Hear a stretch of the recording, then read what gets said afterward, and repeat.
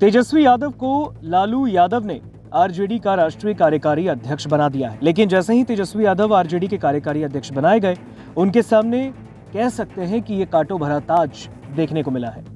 हालांकि उनके भाई तेज प्रताप यादव ने भी इस पूरे मामले पर प्रतिक्रिया दी। उन्होंने कहा था, इतिहास गवाह है, हारे हुए लोगों को ही इस तरीके की जिम्मेदारी दी जाती है।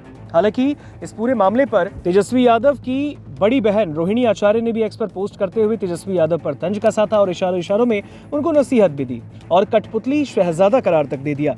हालांकि आरजेडी में ये एक बड़ा सांगठनिक बदलाव है, जहां पर तेजस्वी यादव को आरजेडी का राष्ट्रीय कार्यकारी अध्यक्ष बना दिया गया। हालांकि कह सकते हैं कि तेजस्वी यादव को लालू प्रसाद यादव ने अपनी राजनीतिक विरासत तो सौंप दी है। हालांकि तेजस्वी यादव ने इसी वक्त ऐलान कर दिया है कि लालू प्रसाद यादव की तरह ही वो किसी के कदमों में नहीं झुकेंगे। विवाद झेल रहे तेजस्वी के सलाहकार संजय यादव का भी दावा है कि तेजस्वी लालू के आदर्शों पर चलकर उनकी नीतियों पर अमल करेंगे और देश भर में आरजेडी का विस्तार होगा। लेकिन सबसे बड़ी बात यहाँ पर यह है कि तेजस्वी यादव ने जो ताज पहना है, ये ताज कांटों भरा है। कई चैलेंजेस तेजस्वी के आगे हैं। तेजस्वी को करिश्मा दिखाना होगा। वो कैसे आरजेडी में ताकत को मजबूत करेंगे, वो उनके लिए बहुत बड़ी चुनौती है। तेजस्वी यादव के करीब 1.5 महीने विदेश में रहने के बाद लौटते ही 25 जनवरी को आरजेडी नेताओं की बैठक हुई। तेजस्वी को पार्टी का राष्ट्रीय कार्यकारी अध्यक्ष नियुक्त किया गया। ये फैसला लालू यादव की उम्र, स्वास्थ्य और कानूनी मुद्दों के चलते पीढ़ीगत बदलाव का हिस्सा माना गया।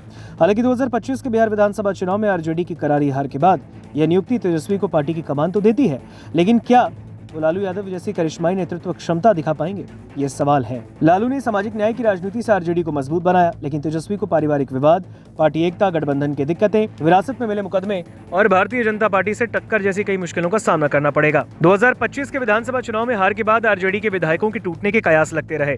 एनडीए के नेता ये लगातार कह रहे हैं कि आरजेडी के 17 से 18 विधायक उनके कांटेक्ट में हैं।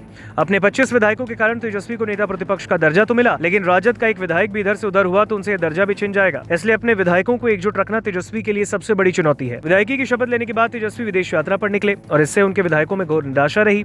पहली बार जीते करीब 1.5 दर्जन विधायक तो समझ ही नहीं पा रहे थे कि उन्हें करना क्या है।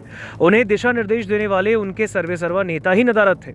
लालू के करीबी माने जाने वाले भाई वीरेंद्र भी इन दिनों पार्टी से नाराज ही दिखे। उनके हालिया बयान से तो यही लगता है कि वो इस बदलाव से नाखुश हैं। जंगल राज की छाप के बावजूद लालू ने कम से कम अपने परिवार को राजनीति में स्थापित किया। पत्नी राबड़ी देवी को सीएम बनवाया तो बेटे बेटियों समेत 3 को सांसद, विधायक और मंत्री बनवाया। तेजस्वी और लालू में अंतर इससे भी समझा जा सकता है कि लालू ने सामाजिक न्याय से पार्टी को बढ़ाया, मुस्लिम यादव यानी एमवाई का करिश्माई समीकरण बनाया। तेजस्वी को इसे बरकरार रखते हुए युवा वोटर्स को अपने साथ जोड़ना होगा। उन्हें नई रणनीति भी बनानी होगी। आरजेडी के सांसद सुरेंद्र यादव ने हाल ही में आरोप लगाया कि यादवों ने विधानसभा चुनाव में राजद को वोट नहीं दिया। तो अगर तेजस्वी संगठन को सही तरीके से पुनर्गठित नहीं कर पाए तो आरजेडी का आधार यानी यादव और मुस्लिम एमवाई वोट खिसक सकता है। अब महागठबंधन को बनाए रखना भी तेजस्वी के लिए बहुत बड़ा चैलेंज है। कांग्रेस इसमें शुरू से ही बाधा बनती रही। 2025 चुनाव में सीट शेयरिंग पर कांग्रेस से अनबन हुई। कांग्रेस ने ज्यादा सीटें मांगी, जिससे गठबंधन कमजोर पड़ा। फ्रेंडली फाइट की नौबत आई, मुख्यमंत्री फेस को लेकर खींचतान हुई और अब तो खबर ये आ रही है कि कांग्रेस महागठबंधन से अलग होकर अपना स्वतंत्र वजूद बिहार में बनाना चाहती है। हालांकि लालू ने तेजस्वी की कार्यकारी अध्यक्ष के रूप में ताजपोशी कर दी है, लेकिन विरासत में कई मामले और मुकदमे भी हैं। लैंड फॉर जॉब्स स्कैम में लालू, तेजस्वी और उनके परिवार पर आरोप तय करने का अदालत फैसला सुना चुकी है। फरवरी में तारीख भी मुकर्रर है। दूसरी ओर IRCTC केस में ट्रायल भी चल रहा है। दिल्ली हाईकोर्ट ने स्टे देने से मना कर दिया है। मनी लॉन्ड्रिंग केस में बेल मिली, लेकिन ट्रायल जारी है। तो कह सकते हैं कि यह विरासत लालू की तरह मजबूत नहीं बल्कि तेजस्वी के लिए एक बोझ है। और सबसे बड़ा चैलेंज भारतीय जनता पार्टी से तेजस्वी का टक्कर लेना अब उतना आसान नहीं रहेगा, क्योंकि अब उनके पास विधायकों की संख्या बल भी कम है। बिहार विधानसभा के अंदर अब तेजस्वी की ताकत भी कम है, जाहिर तौर पर, क्योंकि इससे पहले के विधानसभा चुनाव में यानी 2020 के विधानसभा चुनाव में आरजेडी सबसे बड़ी पार्टी थी और इस बार के विधानसभा चुनाव में वो 25 विधायकों तक सिमट कर रह गई।